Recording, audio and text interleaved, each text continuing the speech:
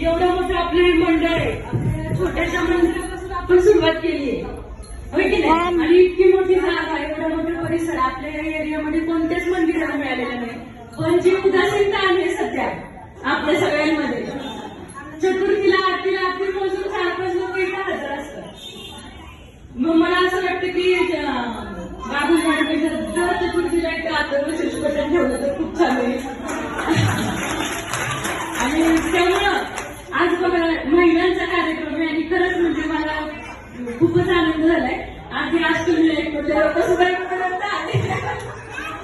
आम्ही सगळ्यांनी शक्यतो वर्षातून एकदा गणेश चतुर्थीला एकदा आमची सगळ्यांची हजेरी असते, पण आम्ही फक्त जेवण करतो आणि जातो.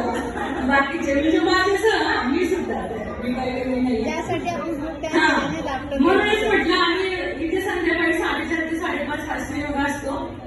सुवर्ण ह्या सगळ्या जणी असतात, पण तेव्हा सुद्धा खूप कमी लोक असतात. पण मला असं सांगायचं की जर तुम्ही आलात जेव्हा वेळ मिळेल तेव्हा या. मी स्वतःही नसते, मलाही जमलं तर मी शनिवारला नक्की येईल. हा, दुपारची शाळा आहे, मग 6:30 पर्यंत घरी येते. सगळ्यांनी आलं तर खरंच खूप छान होईल आणि आपल्या मंडळाला आपल्या मंदिराला परत एकदा पुनरुज्जीवन होईल आणि त्याचं नाव लौकिक वाढेल. कारण आपलं मंडळ कसं आहे की इथं बाकीचे जे नाच गाणी किंवा हे असलं काहीच नाही जे मुलांना आकर्षक वाटतं आणि त्यामुळे इथे लोक येत नाही. मला असं थोडक्यात सांगायचं, तुम्हाला पटलं तर बघा. पण मग ही आपली संस्कृती जी आहे ती आपण टिकवली पाहिजे आणि आपण सगळ्यांनी तरी एकीने राहिले पाहिजे. हे आम्ही सगळ्या खूप जवळजवळ 30 वर्षांपासून एकत्र आहे. त्यामुळे सगळ्या आमची परिवार सेवा आणि मित्रमंडळ परिवार वाढणार आहे. म्हणजे जे संस्थापक आहे ते सगळे 7वी-8वी असल्यापासून त्यांनी हा गणपती सुरू केलेला सगळ्यांनी मिळून. आणि त्याचे छोटं मंदिर आहे ना हनुमानाचं बाहेर, तिथे आधी पूर्वी मूर्ती होती आणि ही जागा सुद्धा इथे शेलार मंडळी त्यांनी दान केलेली मंदिरासाठी. मग इतकं आणि खरंच गणपती गणेश जयंतीला सगळेजण येतात, पण चतुर्थीला सगळ्यांनी यावं असं मला वाटतं. सुरुवात झालेली आहे, नक्की सुरुवात झालेली आहे. आता याच्यासाठी आता या ताईंनी सांगितलं वाटकर ताईंनी की शंख वाजवणं नुसतं नाही तर त्याच्यामध्ये बघा लहान मुलाला गणपती म्हटलं का ढ्यायच्या, गणपती म्हटलं का ढ्यायच्या, नाचायचं. अरे गणपती डान्स कर रे, नाही येत तर आता गणपती डान्स करलं, हे सहज आपण बोलतो.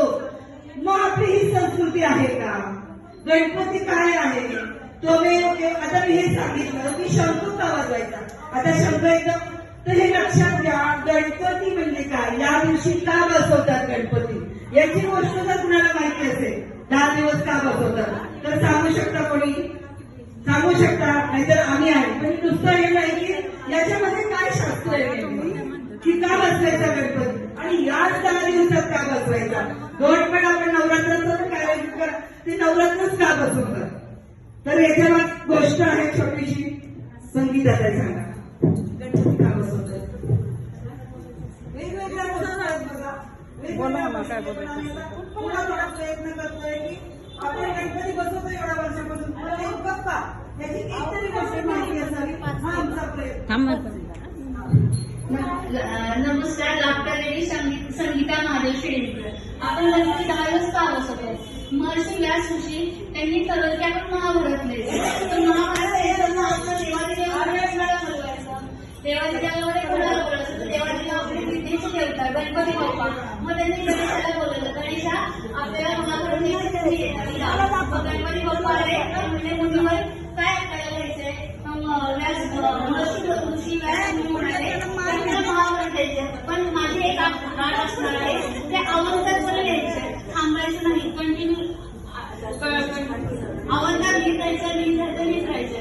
तर गणपती बाप्पा म्हणताय तुमचे ऋषीमुनी गुरुजी माझे तुमची आठ मला खूप मान्य आहे, पण माझी एक आठवण ते म्हणतात व्यास गुरुजी म्हणतात की काय आटे तर मला छान छान पदार्थ खायला द्यायचे. आपण 10 दिवस गणपतीला मोदक, पेढा, बर्फी, लाडू जे आपल्याला आवडेल ते सगळे पदार्थ आपण त्यांना खायला देतो. तसं ते म्हणजे मला खावे होतं तुम्ही रोज खाऊ द्यायचं, पण ती थांबणार नाही. तर ऋषी मुनी म्हणले ठीक आहे, व्यास गुरुजींनी तयार झाली. तर मग व्यास गुरुजी सांगायला सुरुवात केली, सांगायला. आणि गणपती बाप्पा आवडतं लिहित होते.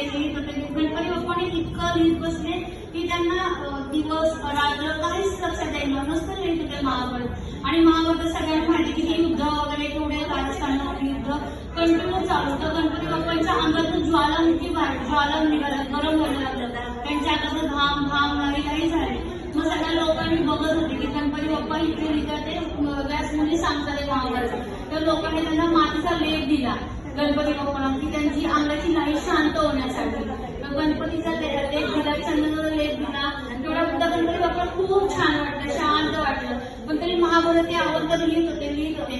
पण त्यांची आग शांत होते. असं लिहित 10 दिवस झाले म्हणजे एकदम लाल गुंज झाले, लाल सगळे लाल झाले. तरी गणपती बाप्पा थांबले नाही, कारण की त्यांनी महर्षी ऋषींना म्हणले होते की मी लिहिणार. आणि जेव्हा 10 दिवस पूर्ण होऊ झाले आणि व्यासमुनीचे डोळे उघडले तर त्यांनी बोलले अरे गणपती बाप्पा ते लाल गुंज झाले. मग गणपती बाप्पाने हाताला धरला आणि त्याला म्हणजे गणपती बाप्पाने त्यांनी बुडवलं आणि बुडवलं विसर्जन केलं. तेव्हा गणपती बाप्पांची आग शांत झाली. तेव्हापासून गणपती बाप्पा रात्रंदिवस जागे असतात. आपण गणपती बाप्पाची जेवढी सेवा कराल तेवढ्या गणपती बाप्पाची कृपा असेल आपल्याला असणार आहे. आणि आपण छान छान पदार्थ गणपती बाप्पाला खायला देतो. त्यामुळे आपण गणपती बाप्पा 10 दिवस बसवतो.